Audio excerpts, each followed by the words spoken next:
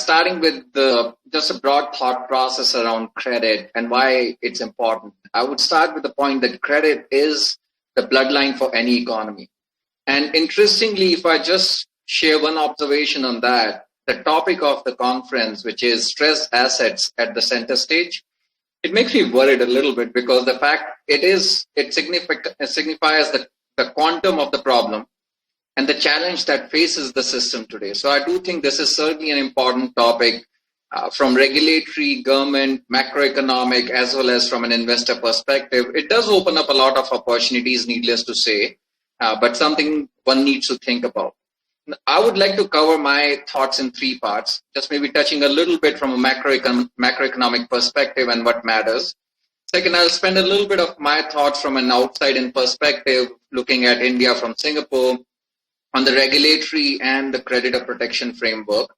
And third, I'll spend time on what to think about from a global investor perspective when you're looking at the stressed asset opportunity in India and how it fits from a global perspective. Where does it sit in a global relative value today? So starting with the first one, when we think about the distressed assets, the NPLs, now defaults, they are an integral part of a credit cycle. I think anyone who has invested in credit knows things go wrong, they don't go as per plan, and you do get obviously the credit cycles, the short term and the long term leads to these issues. So this is not anything new. There's certainly nothing which is different or unique here, but the key here is the quantum of problem in case of India obviously has been larger than most other large economies that we look at currently. Now, the challenge it creates is with the current structure and the NPLs, it does impact the flow of credit in the system, which is negative from a growth perspective. And it does pose challenge for specifically jump-starting the economy post-COVID in terms of bringing the growth back on the potential level. So I think this is something which is going to remain a very important focus area, in my view, for the regulators and government to fix in the coming years and get the credit flow in the system going. And I think this will define in the next 10 to 20 year horizon how the country gets back on track in terms of the growth potential and the growth rate. So I think that's something which we certainly are very focused on looking at it from a global perspective. Now, how did we get here? I know we have spent a lot of time. There have been some wonderful panels and a lot of learning. Listening to all the panels, I can see there are a number of common themes. But the key here is, again, like any other situation, now one thing where India certainly is behind from a developed market perspective is in terms of the development of the credit market itself. Banks remain the primary source of credit in the system. And corporate governance issues have actually been a challenge facing the system for a long time, which certainly has been a topic of discussion, but certainly needs a lot more of focus from here. We saw fairly high credit growth post the global financial crisis, driven by stimulus, a lot of capex. But as the issues facing the country in terms of all the corruption scandals started to emerge, started impacting the asset quality for a variety of reasons, AQR, and then from there, it has been obviously a challenge, and it has been a long time. So if you think about it, post that, we had the demonetization, which then had a fairly negative impact on the small mid-sized enterprises. We had GST issues facing the mid-sized enterprises. We had ILFS default in 2018, and now the shock of COVID. So I think overall, when I look at it from the standpoint of where we are and where we are coming from, the system is not out of the woods. There still needs to be more that has to happen from a regulatory, creditor protection, as well as the investor perspective in order to help the system heal and pave the path for credit growth to come back to normal for future growth in the country. And I think that's something which remains a focus for, in my view, for the regulators.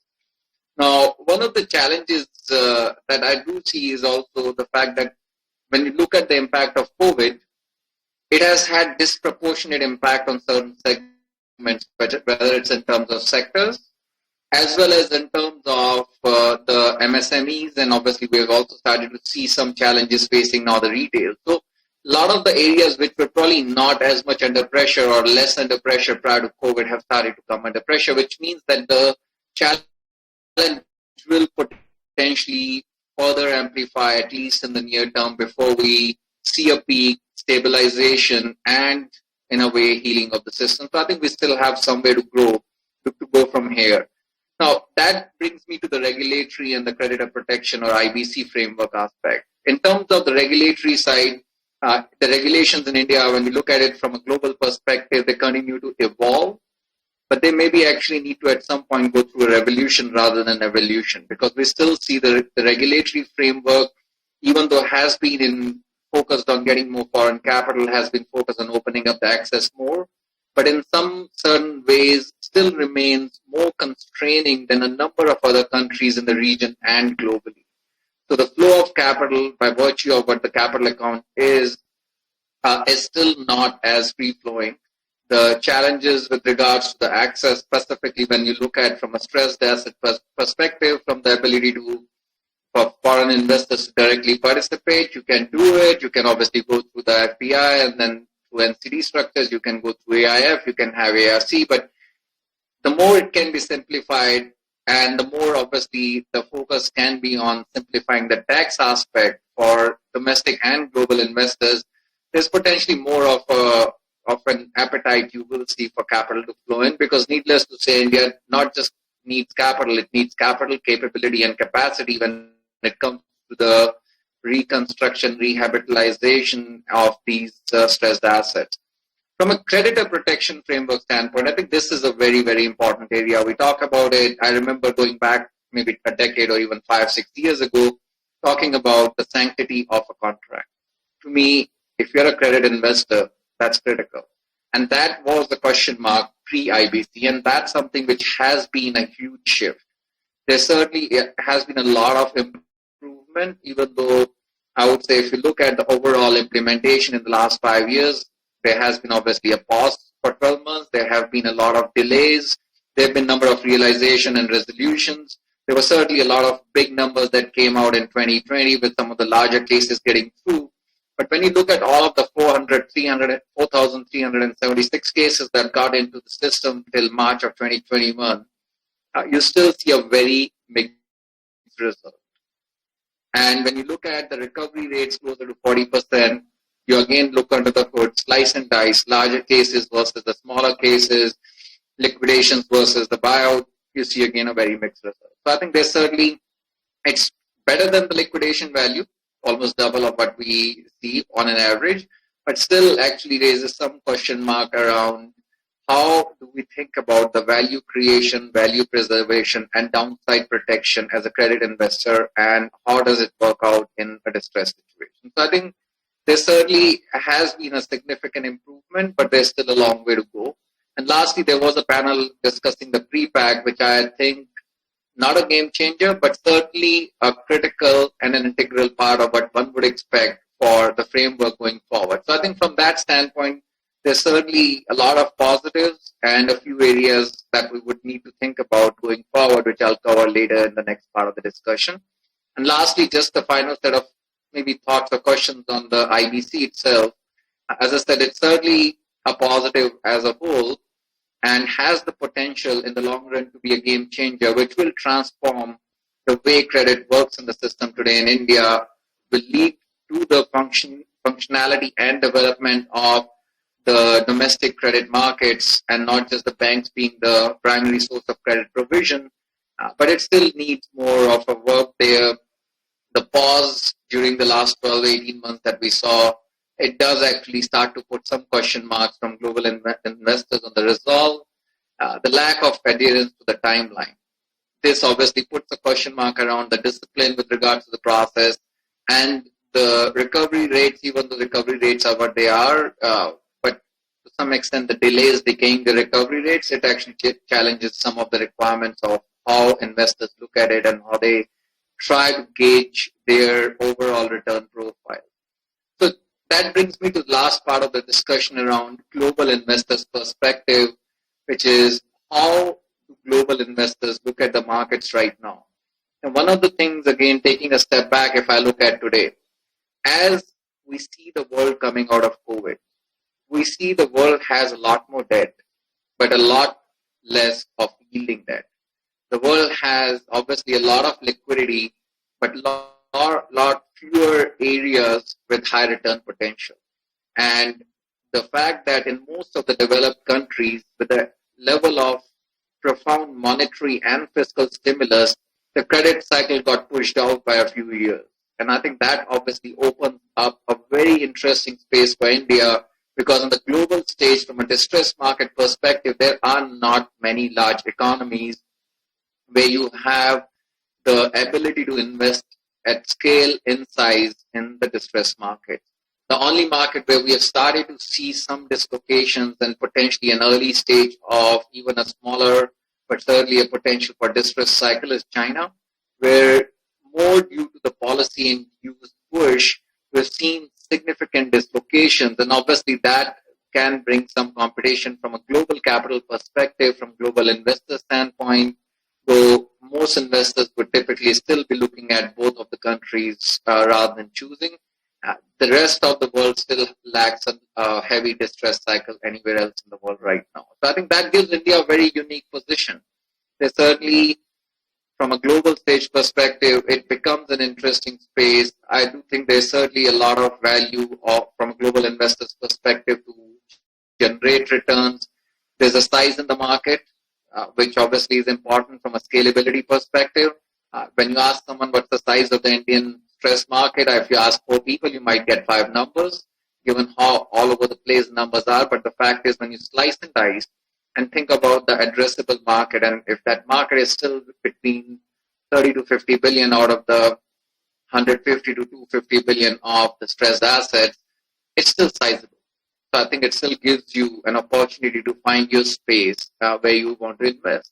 The access has been improving, although as I touched on the regulatory part, I think there's certainly more to be done from our regulators to make it simple. As you try to attract more capability, capital, and capacity to have a proper reconstruction rather than asset gathering exercise in stressed assets, I think there needs to be certainly an easier access than one has to have. And have more expertise beyond just what we have seen so far, because the impact of COVID is going to broaden what's coming in the next wave beyond just what the industrial sector was in India facing these issues. I think that's certainly something which makes me positive from an investor perspective, that there is space for Indian distress from a global perspective. There is less of a competition given the policy push in developed markets, and maybe a little delayed credit cycle in most of other emerging countries. But it will catch up over time. When we look at it from a global investor perspective, I would say there are a few points to be mindful of.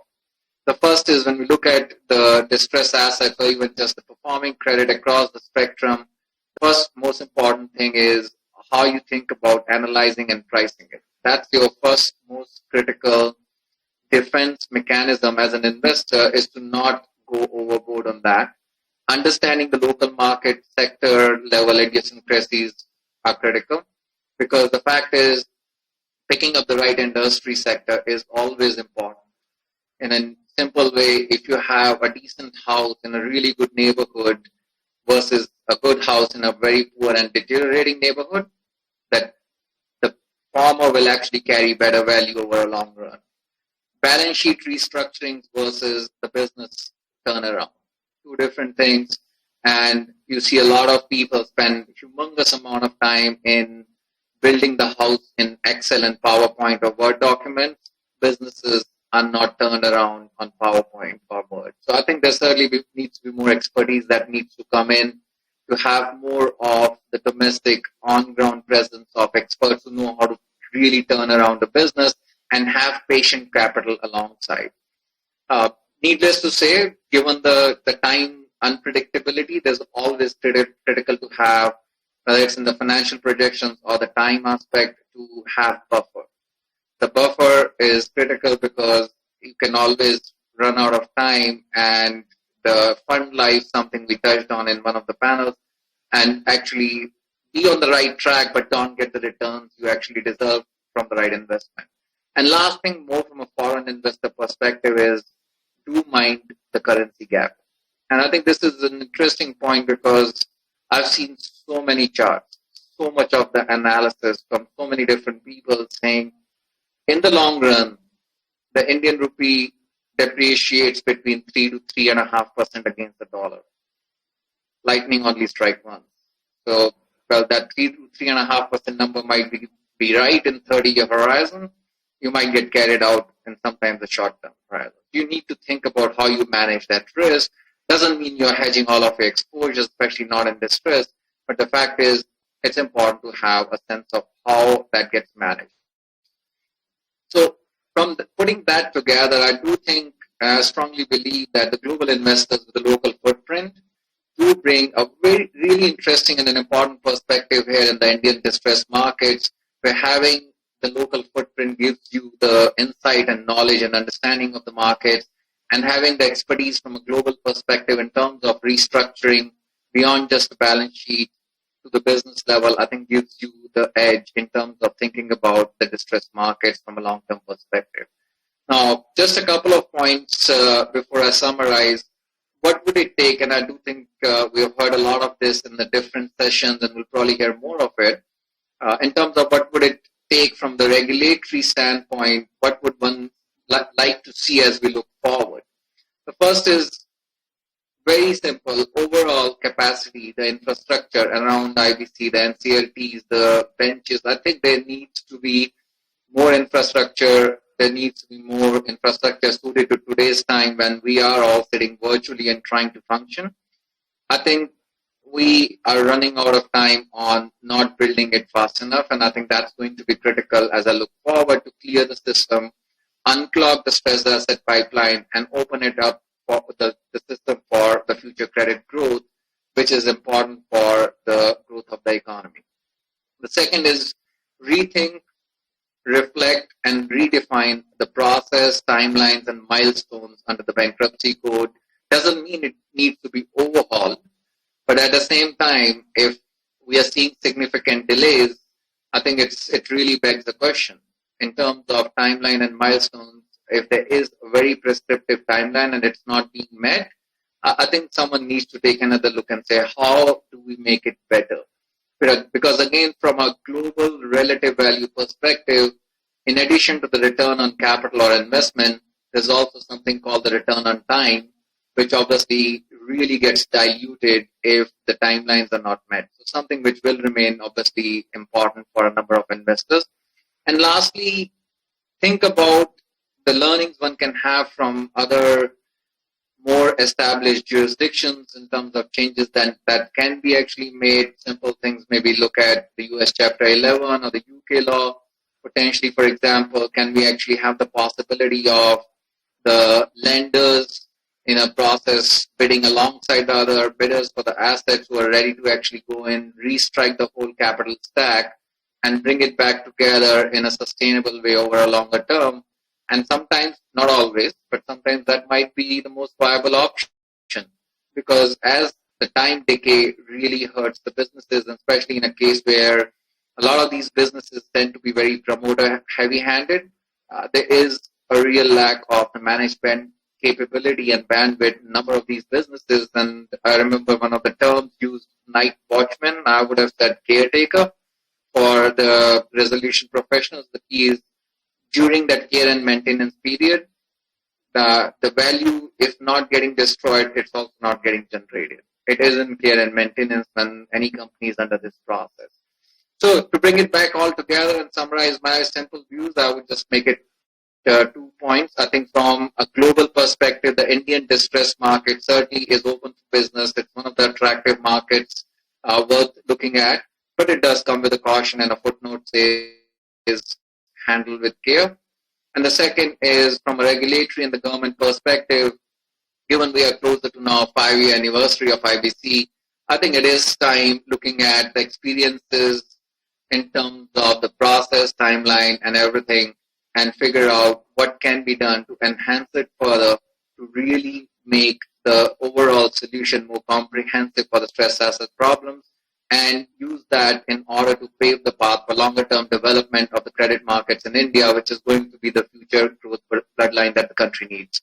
So I'll stop here, and thanks a lot for having me. Thank you.